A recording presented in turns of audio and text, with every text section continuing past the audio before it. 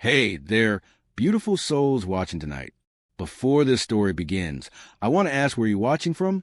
Drop your country or city in the comments below. Because what you're about to hear isn't just a story of the journey of love, silence, and redemption. A story that reminds us that even the coldest hearts can find warmth again. Now, let's begin. The Whitmore mansion stood at the edge of Willow Creek, wrapped in the gold of a fading sunset. It was the kind of place that looked alive only from a distance. Inside, silence ruled like a king. The marble floors shone, the chandeliers sparkled, but the halls carried no laughter, only echoes of what once was. Ethan Whitmore sat near the grand window in his wheelchair, watching the horizon bleed into evening light. He was 63, once the wealthiest man in the city, a real estate legend who built empires with steel and ambition. But all his gold couldn't buy peace. The world called him powerful, but in truth, Ethan was a prisoner trapped not by walls, but by loneliness. He watched the sky fade as he did every evening, waiting for night to fall so he could hide from memories. On the table beside him sat a cup of untouched tea, now cold like most things in his life. Then came a gentle knock on the door. Mrs. Caldwell, the head housekeeper, entered with a young woman standing quietly behind her. "Mr. Whitmore," she said softly, "this is the new maid I told you about. Her name's Clara Evans." Ethan barely turned his head. "Another one," he muttered. "The last quit after 3 days." Clara lowered her eyes respectfully. She was 26, simple, graceful, wearing a plain gray uniform that couldn't hide her quiet beauty. Her hands were rough from work, her eyes calm but deep, as though they had seen both hardship and hope. "I won't be any trouble, sir," she said gently. Ethan studied her for a moment, then nodded. "We'll see." That night, the mansion welcomed a new soul, one who didn't know that she was walking into a heart-silent battlefield. Days turned to weeks, and Clara's presence began to change the rhythm of the house. She cleaned rooms that hadn't been touched in years. She opened the curtains to let in sunlight that had long been shut out. And without meaning to, she began dusting away not just cobwebs, but grief itself.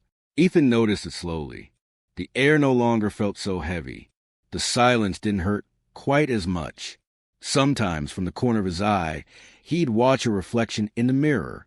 The way she moved quietly, respectfully, never intruding. The way she smiled at the gardener, laughed softly with the cook. She brought life where there had been none. One afternoon, as she placed his tea beside him, Ethan asked, "You're new in town?" "Yes, sir," Clara replied, arranging the tray. "I'm from Maple Grove.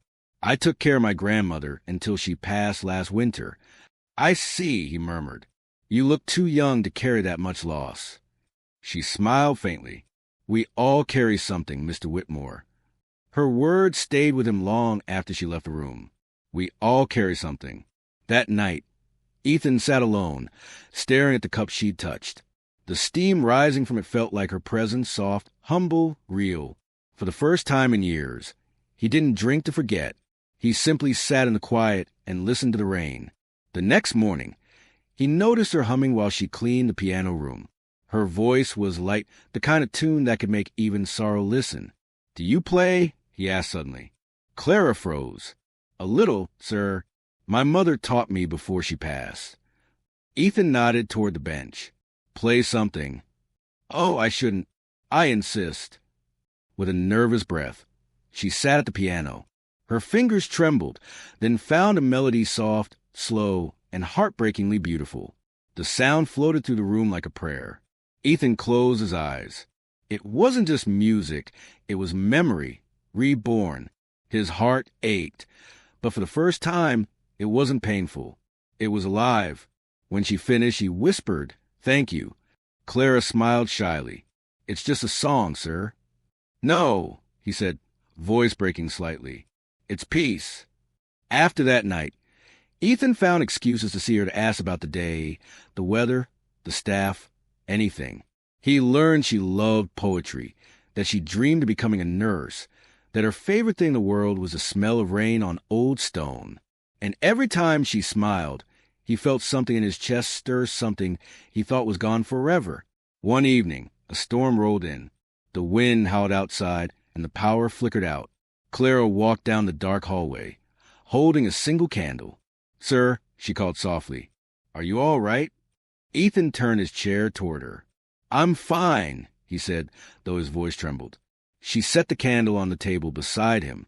Its light danced across their faces as lined with years, hers glowing with quiet kindness. "Clara," he whispered, "do you believe love can heal the broken?" She paused, caught off guard. "I believe kindness can," she said softly. He reached out, not out of desire, but desperation, and took her hand. "Don't move," he whispered, tears glistening in his eyes. Clara froze, not out of fear, but from the depth of something unspoken between them. In that moment, Ethan wasn't a master, and she wasn't a maid.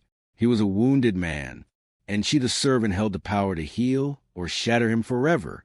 The night after Ethan Whitmore whispered those words, "Don't move," the mansion seemed to hold its breath. The rain fell harder, tapping against the glass like restless memories trying to get in. Clara stood still, her hand still in his, heart pounding in confusion. She didn't understand why her eyes burned with tears, perhaps because, for the first time, someone had seen her, not as a servant, not as a stranger, but as a soul. She gently withdrew her hand. "You should rest, sir," she murmured. Ethan nodded slowly, but his eyes lingered on her until she disappeared down the corridor, the candlelight fading behind her like a promise unfinished. The days that followed were different. The air carried a silence thicker than before. Clara spoke less, moved quicker, kept her distance, afraid of crossing a line she didn't understand. Ethan, meanwhile, found himself lost in thought. He had faced investors, built empires, survived loss, but nothing had frightened him more than the tenderness he felt for her. He wanted to apologize. But how does a man apologize for being human? So he said nothing, and in silence, distance grew where affection once lived. One morning, Mrs. Caldwell approached him cautiously. "Sir," she said, "Miss Evans hasn't come down yet." Ethan frowned. "She's probably cleaning upstairs." But she wasn't. Her room was empty, the bed neatly made, the uniform folded on the chair, the small Bible placed gently on top. The air smelled faintly of soap and lavender, her scent. "She left early," Mrs. Caldwell said softly. "Before sunrise. Didn't say goodbye." Ethan's heart stopped. "Left," he whispered. The old housekeeper nodded. "She asked for her pay last night. Said she needed to go back home." He turned his wheelchair toward the window, unable to speak. Outside, the sky was gray and heavy, as though mourning with him. The world looked exactly the same, and yet everything had changed. He stared at the teacup she last held. It still sat beside his chair. The faint warmth on the porcelain felt like the last trace of her. That day, Ethan didn't eat. That night, he didn't sleep. And in the days that followed, he stopped speaking altogether. The mansion returned to silence, but not the same kind. This one was alive with ghosts. Her laughter haunted the halls. Her song lingered in the piano room. Every corner whispered her name. Ethan found himself waking at odd hours, expecting to see her shadow pass by the doorway. But there was nothing, only emptiness. Weeks turned into months. Doctors came and went. They said his condition was worsening. The loneliness had begun to eat into his health, like rust beneath gold. He didn't care. He would sit for hours by the window, watching the garden she used to tend. Once, he even wheeled himself to the piano, pressing one trembling key. It was the note she had begun her song with. The sound was fragile, like hope trying to live again. Then one autumn afternoon, as orange leaves fell across the long driveway, a letter arrived. The envelope was plain, the handwriting delicate, almost trembling. Ethan's breath caught the moment he saw the name Clara Evans. He tore it open with shaking hands. "Dear Mr. Whitmore, I'm sorry I left without saying goodbye. I know it was wrong, but I couldn't bear to see your eyes that night. You've been kind to me more than anyone has in a long time, but people like me don't belong in a world like yours. I didn't want the servants to talk. I didn't want you to be judged for something purer. Please don't be angry. I've found work in a small town near Cedar Falls. I help at a children's home now. It isn't much, but it's honest. Every night I pray that you find peace, because you deserve it. Thank you for seeing me not as a maid, but as a person, That meant more than you'll ever know. Clara. Ethan's hands trembled as he finished reading. The paper fell to his lap, his tears staining the ink. He whispered her name like a prayer. Clara, Clara. In that moment, he realized something powerful, that love doesn't always come to be possessed. Sometimes it arrives only to remind you you're still alive. The days that followed blurred together. The letter became his most precious possession. He kept it near him, always folded carefully in his jacket pocket. Every night, he read it before bed. Every morning, he reread it to convince himself it was real. The mansion staff noticed a change in him. He grew quieter, gentler. He no longer shouted orders or demanded perfection. Instead, he asked about their families, their dreams. Grace had changed him without being there. But as winter crept in, his health declined. His doctor warned him, "You need rest, Mr. Whitmore. You've overworked your heart." Ethan smiled faintly. "My heart's been tired long before this." Then one early morning, as frost kissed the windows, Ethan woke with resolve in his chest. He rang the bell. "John," he called his driver, "prepare the car." "Sir, I'm going to Cedar Falls." The butler froze. "Sir, that's hours away in your health." "I have nothing left to lose," Ethan interrupted softly. He folded his wheelchair and placed Clara's letter inside his coat. The road stretched endlessly ahead, lined with dying autumn trees.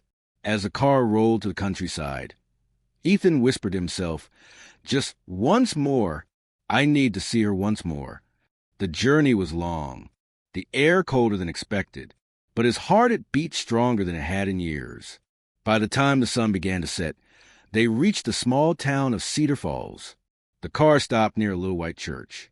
Children were laughing nearby, their joy ringing through the crisp air. And there at the edge of the street stood Clara Evans. She was helping two children cross the road, her face radiant in the fading sunlight. Her hair caught the light like gold dust. Her smile was the same kind, simple, pure. Ethan opened the door and called her name softly at first, then louder. "Clara." She turned. The moment their eyes met, she froze. Then tears welled up, and she ran toward him. "Mr. Whitmore," she whispered, breathless. He smiled weakly, eyes shimmering. "You see, Clara, I found peace where you are." Their hands met. The world fell silent. And in that quiet reunion, love returned wordless, powerful, and true. When Clara Evans ran into Ethan Whitmore's arms that day in Cedar Falls, time itself seemed to stop. The sunset painted them in gold, and for the first time since the night she left, both hearts felt whole again. "Mr. Whitmore," she whispered through tears, "you shouldn't have come. You're not well." "I've been unwell since the day you left," he interrupted softly, smiling weakly. "Let me be here now. That's all I ask." Her lips trembled as she nodded, and without another word, she led him inside the small cottage beside the church, a modest, cozy home she shared with other workers at the children's shelter. The scent of bread and soap filled the air, and children's laughter drifted from outside. For a long time, neither spoke. She brewed him tea chamomile, like she used to, and sat beside him with trembling hands. "I thought I'd never see you again," she murmured. "I thought the same," Ethan said, taking a slow sip. "But life doesn't always end the way loneliness wants it to." Clara smiled faintly, her eyes still glistening. "You look different." He chuckled quietly. "Old. Peaceful," she said. He looked down at his hands, then back at her. "That's because I finally understand what peace means. It's not silence. It's having someone worth breaking the silence for." Her breath caught, and she turned away to hide her tears. That evening, they sat by the window, watching the orange glow fade into twilight. Children from the shelter ran past, chasing fireflies. The sound of laughter filled the air like a melody Ethan hadn't heard in years. He leaned back in his chair, exhaling slowly. "Clara, I used to own everything a man could desire. Houses, cars, company shares. Even art that cost more than this whole town. But all of it meant nothing without a reason to wake up. And now you have one," she said quietly. He smiled. "Now I have you." She froze. "Ethan, please," she began, her voice breaking. I'm not what your world expects. I'm just... He reached out, placing his frail hand over hers. Don't finish that sentence. The world doesn't get to decide what love looks like. It never did. Tears rolled down her cheeks. You don't know how many nights I prayed for your peace. And I prayed to see you one last time, he replied. Seems heaven was kind to both of us. Weeks passed, and Ethan decided to stay. He sold his mansion in Willow Creek, donated part of his fortune to the shelter, and moved into a small cottage nearby, simple, quiet, perfect. The townspeople whispered, curious about the wealthy stranger who came to live among them. But Ethan didn't mind. He spent his mornings reading to the children, his afternoons watching Clara cook, his evenings by her side, listening to the wind against the wooden walls. This feels like home, he said one evening, as sunlight poured through the window. Clara looked at him and smiled. Because now it is... She took care of him with gentle devotion, not as an employee, but as a companion. She'd wheel him through the garden, feed the birds with him, laugh when he told old stories of his youth, and at night, when he couldn't sleep, she'd hum the same tune she once played on his piano. Every note was a heartbeat between them. But time, as it always does, began to whisper reminders. Ethan's body weakened faster than his spirit could follow. Some days he could barely speak. Others, he would sit staring at the sky as if memorizing it for eternity. One cold night, as the wind howled through the cottage, he called her softly. Clara. She came quickly, kneeling beside his chair. I'm here, she said, holding his hand. He looked at her for a long time, memorizing her face, the light in her eyes, the warmth of her fingers. Promise me something. Anything. Promise me you'll keep living after I'm gone, that you'll smile and laugh, and never let grief turn your heart to stone. Tears filled her eyes instantly. Don't talk like that. You're not going anywhere. He smiled faintly. We all go somewhere, Clara, but not everyone leaves love behind. You gave me life when I thought mine was over. Don't stop living yours because of me. She pressed her forehead against his hand, her tears soaking his skin. You gave me hope when I had none, she whispered. We saved each other. His breathing grew shallow. The candle beside them flickered low, and with a final, trembling smile he whispered, Then that's enough. When dawn came, the chair by the window was empty. The sunlight touched his still face, peaceful and free like a man finally home. The town buried Ethan Whitmore beneath a lone oak tree at the edge of the meadow, where the sunrise touched first each morning.